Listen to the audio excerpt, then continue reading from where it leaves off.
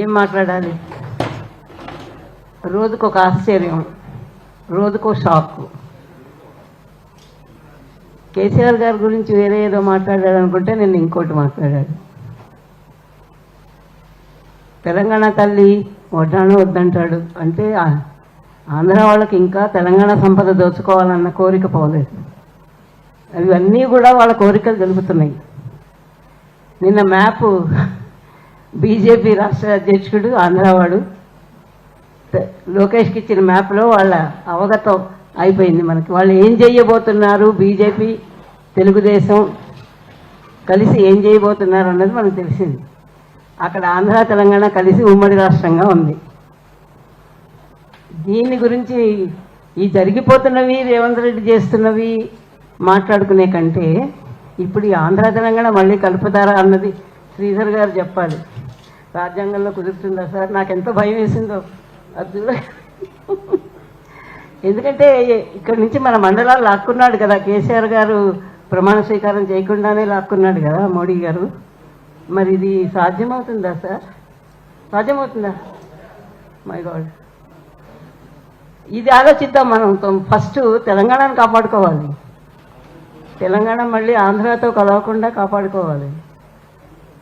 ఇది ముఖ్యం అనుకుంటున్నా. తర్వాత మిగతావన్నీ ఆలోచిద్దాం. కానీ ముందు కలుపుతారేమో అన్న భయం మాత్రం నిన్న నుంచి చాలా ఎక్కువగా నాకు కలిగింది. ఏమో సార్, 7 మండలాలు లాక్కోలేదా? ఎందుకంటే నేను జీవితం అంతా జయశంకర్ గారు, ఆనందరావు తోట వాళ్ళు పడ్డ తపన చూసిన ప్రత్యక్ష సాక్షిని. నిద్రపోతున్నా లేచినా ఎంతసేపు తెలంగాణ గురించి మాట్లాడడం, వీళ్ళందరినీ వెళ్ళగొట్టాలని, వీళ్ళు అసలు ఈ రాజకీయ నాయకులు ఇక్కడ అడుగు పెట్టకుండా చేయాలి, తెలంగాణ రావాలి అని వాళ్ళు ఎంత తపన పడ్డారో నేను ప్రత్యక్షంగా చూసిన దాన్ని. కాబట్టి ఇది చాలా బాధాకరంగా అనిపిస్తుంది నాకు. ఇంకోటి ఏంటంటే వీటి కాకుండా ముందు దీన్ని ఎట్లా ఎదుర్కోవాలన్నది ఒకటిను. తర్వాత మనం కొంత ప్రజలకి, సామాన్యులకి, మనం ఇక్కడ ఉండే వాళ్ళకి కొన్ని చెప్పగలవా? ఫ్రీ బస్ పెట్టగానే ఆటోలన్నీ ఖాళీ అయ్యి ఆటో వాళ్ళు చాలామంది ఆత్మహత్యలు చేసుకున్నారు కదా. ఇక్కడ సెటిల్ అయిన ఆంధ్ర వాళ్ళ గొప్పతనం అంతా వాళ్ళ ఆర్థికంగా వాళ్ళు బాగా ఉండడం మాత్రమే అని నా ఉద్దేశం. అందుకని నేనైతే వెళ్ళను.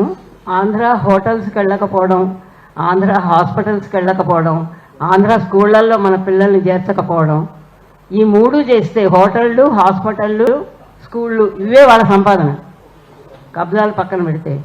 కాబట్టి ఈ 3 కనుక మనం అవాయిడ్ చేయగలిగితే, మన తెలంగాణ ప్రజల్ని వెళ్లకుండా చేయగలిగితే వాళ్ళకి కొంచెం జట్కా తగులుతుందని నాకు అనిపిస్తుంది.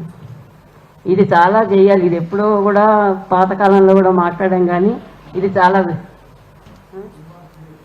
సినిమాలు అసలు చూడకూడదు. ఏం సినిమాలో నేను సినిమా చూస్తాను, 15 ఏళ్ళు అయింది. సినిమాలు అసలు చూడనే కూడదు. ఈ అవార్డులు అవి అంటే మన చేతుల్లో లేవు, ఇప్పుడున్న గవర్నమెంట్ చేతిలో ఉన్నాయి. కానీ అయితే ఒకటి నాకు ఇంకొక ఆలోచన ఏంటుంటుందంటే, రేవంత్ రెడ్డి ఏమనుకుంటున్నారని నేను అనుకుంటానంటే, రేపు మళ్ళీ కూటమి ఇక్కడ పోటీ చేసి కర్మగాలి ఈవీఎంలు మేనేజ్ చేసి గెలిస్తే అటు మోడీ గారిని ఇటు చంద్రబాబుని కూడా ఆయన గుడ్ బుక్స్లో అట్టే పెట్టుకుంటున్నాడు. ఎందుకంటే ఒకవేళ మోదీ గారిని చేస్తాను అంటే బీజేపీలో చేరడానికైనా ఆయన సిద్ధపడతాడు. లేదు తెలుగుదేశం వాళ్ళు ఎక్కువ కొలిచి చంద్రబాబు ఇన్ని చేస్తాడనుకుంటే తెలుగుదేశంలో మళ్ళీ ఎప్పుడు తలుపులు తెరిచి ఉంటాయి కాబట్టి చేరతాడు. కానీ ఒక పొరపాటు మాత్రం చేస్తున్నాడు రేవంత్ రెడ్డి. ఇది ఒకటి రేవంత్ రెడ్డి గారికి బాగా చెప్పాలి.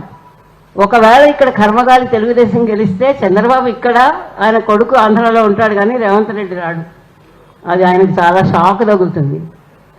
పోతే ఆయన బినామీ ఆస్తులు ఈయనకు మిగలచ్చు, కానీ అధికారం మాత్రం చంద్రబాబు చచ్చినా ఇంకెవరికి ఇవ్వడు. తెలంగాణ ఏలాలన్నదే ఆయన అసలు కోరిక. అందుకని నేను అనుకోవడం, నాకు ఈ 2 భయాలు మాత్రం చాలా ఉన్నాయి. అందుకే ఇక్కడికి వచ్చా, ఏం మాట్లాడతారు, ఎట్లా రక్షించుకోవాలని. అయితే మన తెలంగాణ ప్రజల్ని చైతన్యపరచడానికి ఇవి మాత్రం చాలా, ఆంధ్ర అన్న పేరున్న షాపుల్లో కానీ, హాస్పిటల్స్కి కానీ, హోటల్స్ కానీ వెళ్లకుండా మాత్రం ఆపాలి. ఇది నాకు చాలా ఖచ్చితమైన కోరిక. తర్వాత నేనైతే పని మనుషులను కూడా పెట్టుకోను. అక్కడి నుంచి అందరూ ఇక్కడ వాళ్ళే వస్తారు. ఎందుకు సార్, ఎందుకు ఎవరు వాళ్ళు అట్లా చేసినప్పుడు మనం ఎందుకు చేయకూడదు? అంటే మనకు ఖచ్చితంగా లేకపోతే కష్టమే. ఇప్పుడు ఏం జరుగుతోంది?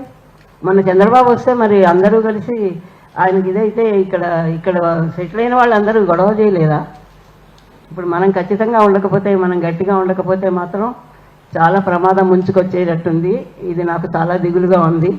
కాబట్టి ఎక్కువ మాట్లాడలేను. మీరందరూ కలిసి ఏదైనా చెయ్యాలి అది చెప్పడానికే ఇక్కడికి వచ్చాను. పిలిచినందుకు చాలా థ్యాంక్స్. వారు ఏ రిజల్యూషన్స్ ఏర్పరిచినా దానికి నా సహకారము, నా మద్దతు ఉంటాయి. Thank you sir. Thanks madam. ఇప్పటి మాటలు వింటే ఎంత ఖచ్చితమైన కట్టరు తెలంగాణ వారిగా కనకదుర్గ గారు తెలుస్తుంది. అయితే వారి ఆగ్రహం ఏంటంటే ఇప్పుడు మళ్ళీ క్రమక్రమంగా తెలంగాణను మళ్ళీ మెరిచేసే అంత ప్రమాదకర స్థితి ఉన్నది, ఆందోళన వాళ్ళు వ్యక్తమవుతున్నది. ఆ మాటల్లో కూడా ఆగ్రహాన్ని మనం చూడాలి, అర్థం చేసుకోవాలి. నెక్స్ట్